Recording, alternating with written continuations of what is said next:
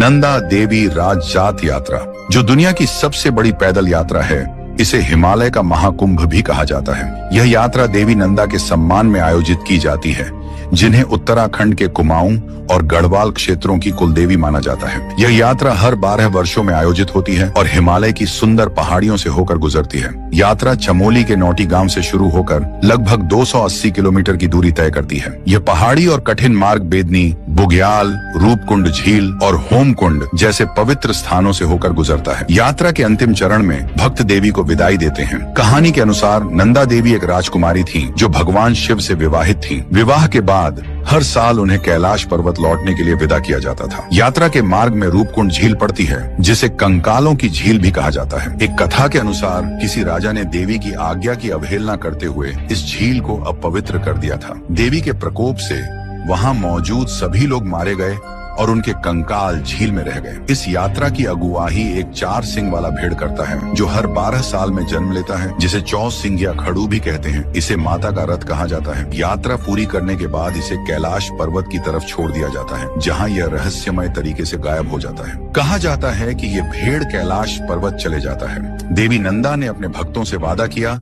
कि जब जब उनकी विदाई होगी, वह अदृश्य रूप में उनके साथ चलेंगी। तभी से हर 12 साल में यह पवित्र यात्रा आयोजित होती। नंदा देवी राजजात यात्रा, जो दुनिया की सबसे बड़ी पैदल यात्रा है, इसे हिमालय का महाकुंभ भी कहा जाता है। यह यात्रा देवी नंदा के सम्मान में आयोजित की जाती है, जिन्हें उत्तराखंड के कुमाऊं और गढ़वाल क्षेत्रों की कुलदेवी माना जाता है। यह यात्रा हर 12 वर्षों में आयोजित होती है और हिमालय की सुंदर पहाड़ियों से होकर गुजरती है। यात्रा चमोली के नौटी गांव से शुरू होकर लगभग 280 किलोमीटर की दूरी तय करती है। यह पहाड़ी और कठिन मार्ग बेदनी, बुग्याल, रूपकुंड झील और होमकुंड जैसे पवित्र स्थानों से होकर गुजरता है। यात्रा के अंतिम चरण में भक्त देवी को विदाई देते हैं। कहानी के अनुसार नंदा देवी एक राजकुमारी थी जो भगवान शिव से विवाहित थी। विवाह के बाद हर साल उन्हें कैलाश पर्वत लौटने के लिए विदा किया जाता था। यात्रा के मार्ग में रूपकुंड झील पड़ती है, जिसे कंकालों की झील भी कहा जाता है। एक कथा के अनुसार किसी राजा ने देवी की आज्ञा की अवहेलना करते हुए इस झील को अपवित्र कर दिया था। देवी के प्रकोप से